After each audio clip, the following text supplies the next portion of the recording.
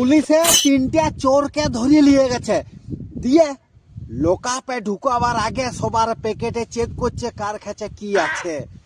প্রথমে চোরটার প্যাকেটে হাত ঢুকাইছে, একটা গাডার হুইস্কি পাইছে, মানে চুল্লুর প্যাকেট বের করার পর দুমদাম মার কাইনছে। তারপরে দ্বিতীয় চোরটার প্যাকেটে হাত ঢুকাইছে, দেখছে সিগারেটের প্যাকেট আর মাচিস, ওকে মার দুমদাম করে।